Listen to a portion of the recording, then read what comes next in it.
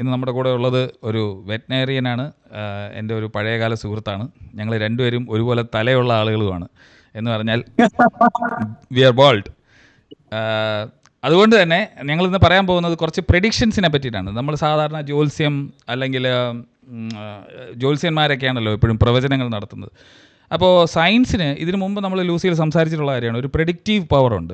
പല കാര്യങ്ങളും നമുക്ക് പ്രെഡിക്റ്റ് ചെയ്യാൻ പറ്റും, മുൻകൂട്ടി ചില കാര്യങ്ങൾ പറയാൻ പറ്റും. ഇന്ന അസുഖം വരും എന്ന് കുറച്ച് ഒരു ഇൻഫോംഡ് അല്ലെങ്കിൽ ഒരു എഡ്യൂക്കേറ്റഡ് ഗസ് എന്നുള്ള രീതിയിൽ അല്ലെങ്കിൽ കുറേ കാര്യങ്ങൾ പ്രെഡിക്റ്റ് ചെയ്യാൻ പറ്റും. അങ്ങനെ ഒരു 2-3 ഞെട്ടിക്കുന്ന പ്രഡിക്ഷൻസുമായിട്ടാണ് ആനന്ദ് വന്നിട്ടുള്ളത്.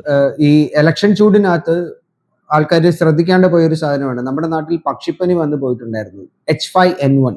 നമ്മുടെ കുമരകത്ത്, ആലപ്പുഴയിൽ, ഈവൻ കണ്ണൂർ വരെ വന്നിട്ടുണ്ടായിരുന്നു. ഞങ്ങള് നമ്മുടെ ടീം കംപ്ലീറ്റ് ആയിട്ട് അത് ഹാൻഡിൽ ചെയ്തു. അടുത്ത വരാൻ പോകുന്ന സാധനമാണ് H1N1, അതായത് സ്വൈൻ ഫീവർ എന്ന് പറയും. നമ്മുടെ നാട്ടിൽ പന്നിപ്പനി എന്ന് പറയുന്ന സാധനമാണ്. പിന്നെ ഇനി അടുത്തത് വരാനുള്ളത് ഈസ് ആക്ച്വലി FMD, അതായത് കുളമ്പ് രോഗം എന്ന് വിളിക്കുന്ന സാധനമാണ് വരാൻ പോകുന്നത്. ഇതിനകത്തെ ആദ്യത്തെ ഈ പറഞ്ഞ സാധനങ്ങളൊക്കെ സൂണോട്ടിക് ആണ്, അതായത് മനുഷ്യർക്കും കൂടെ വരാൻ സാധ്യതയുള്ള ഇൻഫെക്ഷൻസ് ആണ്.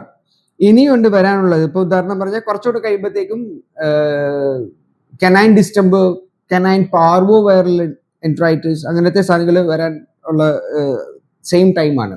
ഞാൻ ഇതിനകത്ത് ഏറ്റവും ഇമ്പോർട്ടൻ്റ് ആയിട്ട് പറയുന്ന ഒരു ഫാക്ടർ എന്ന് വെച്ച് കഴിഞ്ഞാൽ, ഇതിനകത്ത് H5N1 ഗ്ലോബലി 60% മോർട്ടാലിറ്റി റേറ്റ് പറഞ്ഞിട്ടുള്ള ഒരു ഇൻഫെക്ഷൻ ആണ്. ബട്ട് കേരളത്തിലെ ഇൻഫെക്ഷൻ റേറ്റിനകത്ത് 0% ആണ് മോർട്ടാലിറ്റി പറഞ്ഞിരിക്കുന്നത്. എന്തുകൊണ്ട്? അതിന്റെ റീസൺ എന്താണെന്ന് വെച്ച് കഴിഞ്ഞാൽ, നമ്മുടെ നാട്ടിൽ H5N1 രജിസ്റ്റർ ചെയ്തിട്ട് അതുകൊണ്ടാണ് മോർട്ടാലിറ്റി ഉണ്ടാവുന്നതെന്ന് സമ്മതിക്കില്ല. മനസ്സിലായോ? ഏവിയൻ ഫ്ലൂ സാധാരണ വരുമ്പോൾ നമ്മൾ ചെയ്യുന്നത് മാസ് കള്ളിങ് ആണല്ലോ, എല്ലാത്തിനെ തട്ടുക എന്ന് പറഞ്ഞ പരിപാടിയാണല്ലോ ചെയ്യുന്നത്.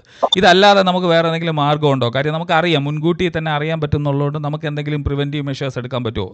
എക്സാക്ട്ലി. നമ്മൾ നാട്ടിൽ ചെയ്തുകൊണ്ടിരിക്കുന്നത് കള്ളിങ് എന്ന് പറയുന്ന ഒരു മെത്തേഡാണ്.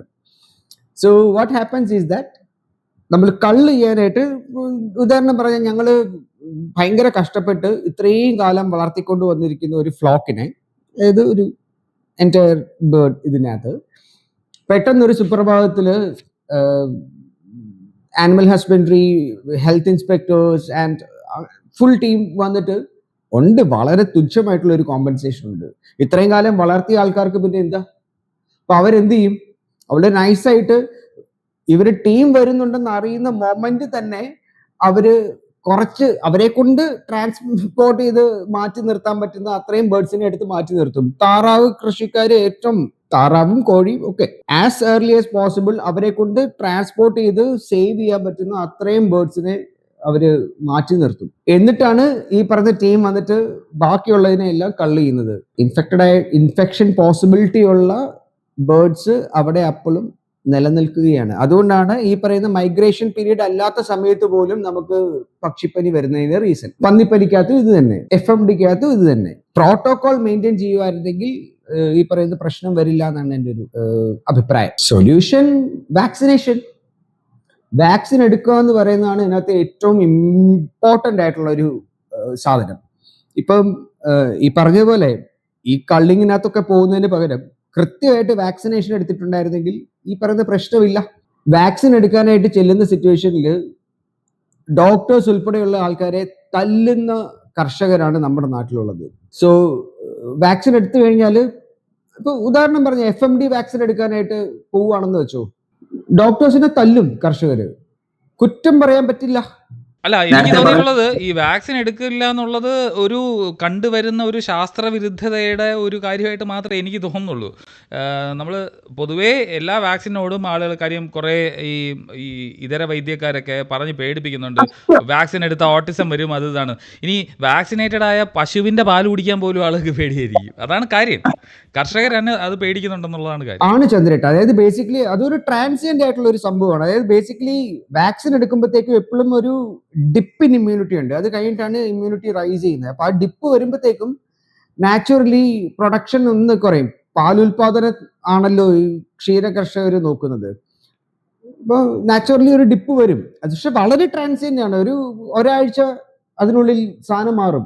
പക്ഷെ ആ ഒരാഴ്ച വ്യത്യാസം കാണിക്കുന്നത് അവർക്ക് പൈസ കോമ്പൻസേറ്റ് ചെയ്യാനായിട്ട് ഉള്ള മാർഗമില്ല. എൻ്റെ അഭിപ്രായത്തിൽ ഞാൻ എപ്പോഴും പറയുന്ന ഒരു സാധനമാണ്, ഈവൻ കള്ളിങ്ങിനകത്ത് പോലും ഒരു കോമ്പൻസേഷൻ എന്തെങ്കിലും കിട്ടാൻ ഉള്ള ഒരു കൃത്യമായിട്ടുള്ള ഒരു മെത്തേഡ് ഉണ്ടായിരുന്നു എന്നുണ്ടെങ്കിൽ ഇവർ ഈ പറയുന്ന ബുദ്ധിമുട്ട് ക്രിയേറ്റ് ചെയ്യില്ല. അവർ ഈ പറയുന്ന സാധനം ഒരു സ്റ്റോക്കിന് എടുത്ത് മാറ്റി വെക്കുക, അങ്ങനത്തെ പരിപാടികളൊന്നും ചെയ്യില്ലായിരുന്നു. എന്തായാലും എന്നെ ലൂസിക്കകത്തോട്ട് വിളിച്ചതിനകത്ത് വളരെ സന്തോഷം.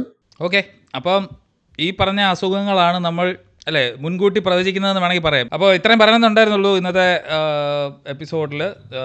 ഇത്രയും ഇൻഫർമേഷനായിട്ട് വന്ന ഡോക്ടർ ആനന്ദിനെ പ്രത്യേകം നന്ദി പറയുന്നു. മറ്റൊരു ഇൻട്രസ്റ്റിംഗ് ആയിട്ടുള്ള വിഷയമായിട്ട് കാണാം. അതുവരെ ബൈ.